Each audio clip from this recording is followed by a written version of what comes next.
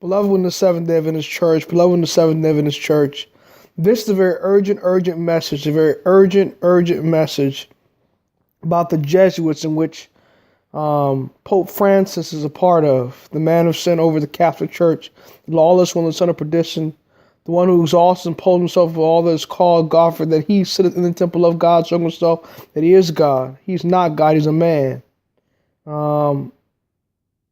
He's a Jesuit of the Jesuit order. He's over the papacy. He toppled Cuba's government recently to join forces with him before Fidel Castro passed. This is taken from Great Controversy, the chapter called The French Reformation, page 234, 1911 edition, 234. Reads to you about his order that he's a part of. It says, throughout Christendom, Protestantism was menaced by formidable foes. The first triumphs of the Reformation past, Rome summoned new forces, hoping to accomplish its destruction. At this time, the Order of the Jesuits was created, the most cruel, unscrupulous, and powerful of all the champions of popery, cut off from every earthly tie and human interest, dead to the claims of natural affection, reason, and conscience, holy silence. They knew no rule, no tie but that of their order, and no duty but to extend its power. The gospel of Christ enabled its adherents to meet danger and endure suffering, undismayed by cold, hunger, toil, and poverty, to uphold the banner of truth in face of the rack, the dungeon, and the stake.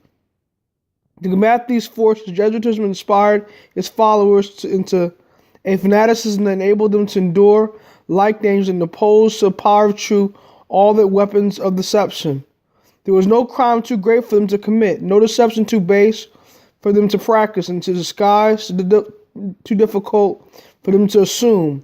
Vowed to perpetual poverty and humility, it was their studied aim to secure wealth and power, to be devoted to the overthrow of Protestantism and the reestablishment of the papal supremacy. When appearing as members of their order, they wore a garb of sanctity, visiting prisons and hospitals, ministering to the sick and the poor, professing to have renounced the world and bearing the sacred name of Jesus, who went about doing good. But under this blameless exterior, the most criminal and deadly purposes were concealed.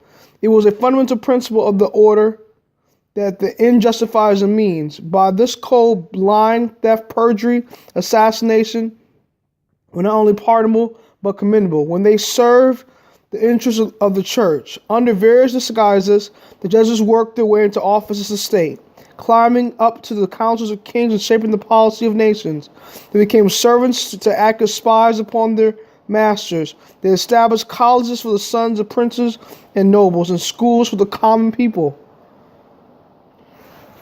Beloved, and the children of the Protestant parents were drawn into an observance of Popish rites. All the outward pomp and display of the Roman worship was brought to bear to confuse the mind and dazzle and captivate the imagination. And thus the liberty for which the fathers had toiled and bled were betrayed by their sons. The Jesuits rapidly spread themselves over Europe, and whenever they went, there followed a revival of popery. To give them greater power, the bulls issued reestablishing the Inquisition. Notwithstanding the general abhorrence with which it was regarded, even in Catholic countries, this terrible tribunal was again set up by the Popish rulers, and atrocities too terrible to bear the light of day were repeated in the secret dungeons. In many countries, thousands upon thousands of the very flower of the nation, the purest and noblest, the most intellectual and lightly educated, pious and devoted pastors, industrious and patriotic citizens, brilliant scholars, talented artisans, skillful artisans, talented artists were slain or forced to flee to other lands. Such were the means which Rome had invoked and to quench the light of the Reformation, to withdraw from men the Bible, and to restore the ignorance and superstition of the Dark Ages. But under God's blessing and labors of these noble men, whom he had raised up to succeed Luther, Protestantism was not overthrown. Not to the favor of the arms of princes was it to owe its strength. The smallest countries, the humblest and least powerful nations, became its strongest. It was little Geneva in the midst of mighty foes plotting her destruction. It was hollowed on her sandbanks by the northern sea, resting against the tyranny of Spain.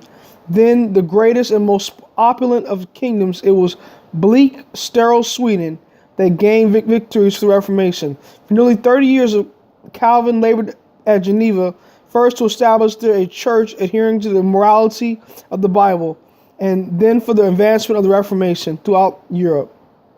His course as a public leader was not faultless, nor were his doctrines free from error, but he was instrumental in promulgating truths that were of special importance in his time, and maintaining the principles of Protestantism against the fast returning tide of popery, and promoting in the Reformed Church the simplicity and purity of life in places of the pride and corruption fostered under the Roman teaching.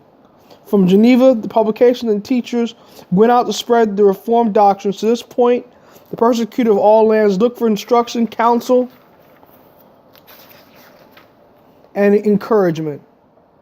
Beloved, the Jesuits killed Abraham Lincoln because he was a Protestant reformer, and he believed in the King James Version Bible.